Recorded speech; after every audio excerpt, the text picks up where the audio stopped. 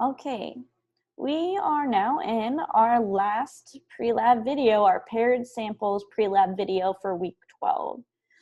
This is going to be a little bit shorter because we are not quite going to review as much as we did for the independent samples. But I do want to talk about my assumptions for my paired samples t-test.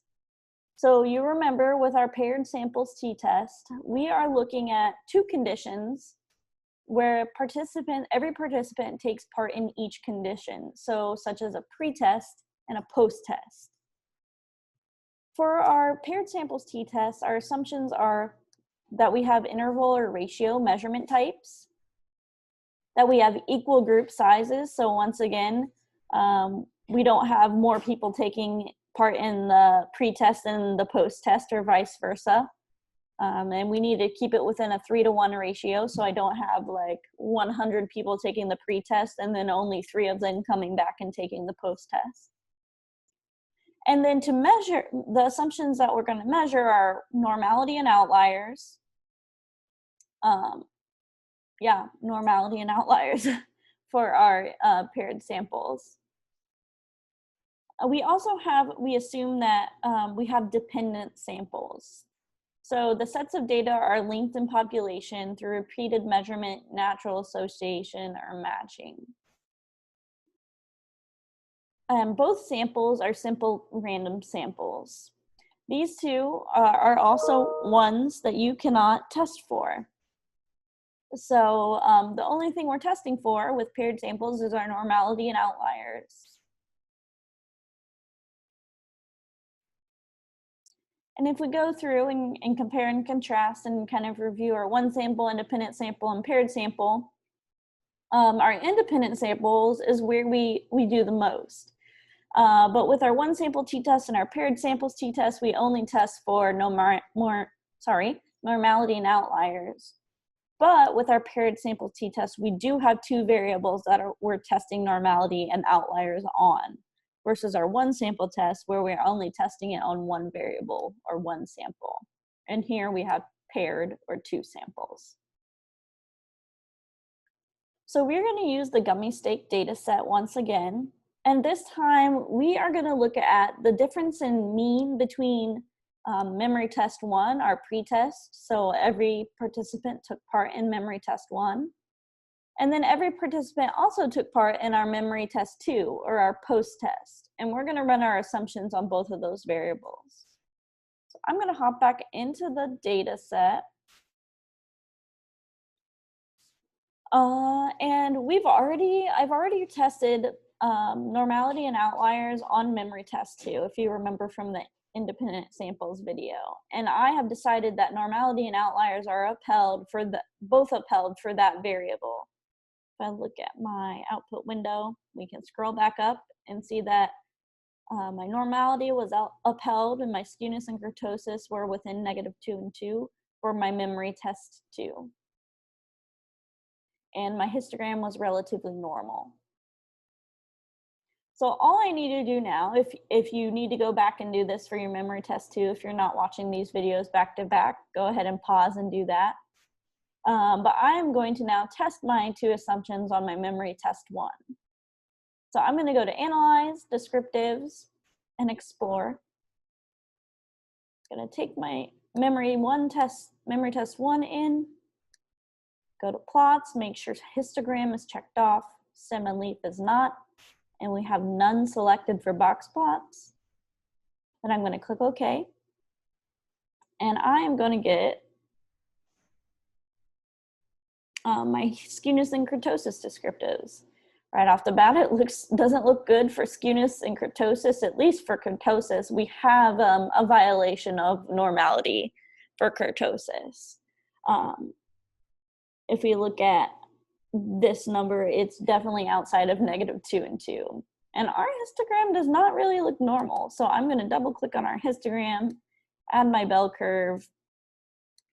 The data also looks pretty skewed, negatively skewed, and my skewness is almost outside of the acceptable range, but we definitely have kurtosis here.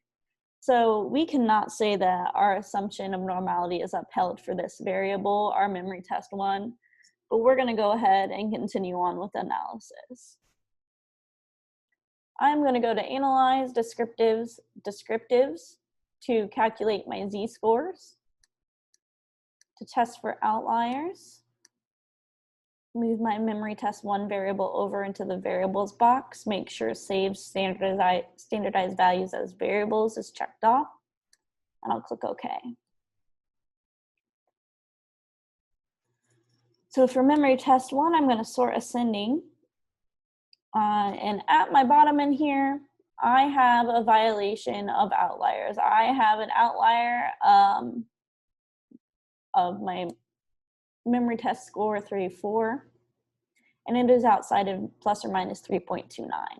So I do have an outlier, and you'll want to indicate that outlier in your assumption write-up. So my assumption of outliers is also violated or not upheld for memory test 1. So it's not looking good for memory test 1. But I'm going to go ahead and continue on with my paired samples t-test. So now that I've run my assumptions on my my paired samples, my memory test 1 and memory test 2, I'm going to go ahead and run the t-test. To do this, I'll go to Analyze, Compare Means, and then Paired Samples t-test. This looks a little different, but basically what I'm going to do is move my first variable over into this variables 1 box. It's going to give you a second row. Do not worry about that second row. It's just in case we wanted to run more than one t-test at a time. I'm also going to move my variable 2 into this variable 2 column. So I have memory test 1 and memory test 2 in my variables column. I'm going to uncheck the effect sizes. I don't need that. I'm going to click OK.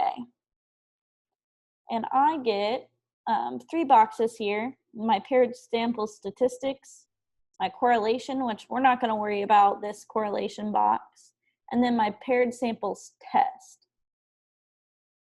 I'm going to flip back to the PowerPoint slides so we can look at these output boxes.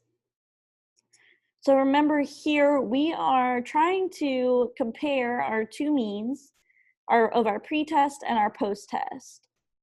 And so in this means section of my paired sample statistics, that's where it has calculated my means for me.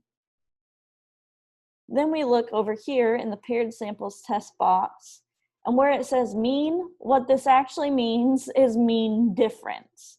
So this is important to note. Whereas the other t-tests say mean difference to denote your mean difference, this just says mean here. So it's important to write this down and remember that this means mean difference. So my mean difference is 3.68. That's the difference between my 2 means up here.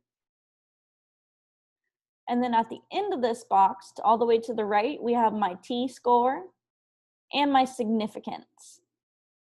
And looking at the significance, comparing this to my alpha 0.05, we do not have a significant paired samples t-test. So there's no real difference between the 2 means of memory test 1 and memory test 2.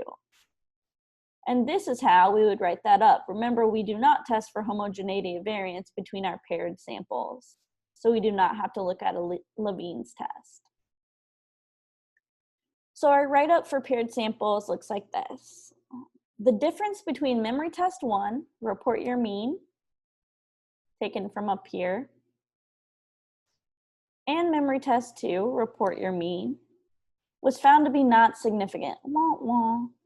Report your t-test and your p-score, or your p-value.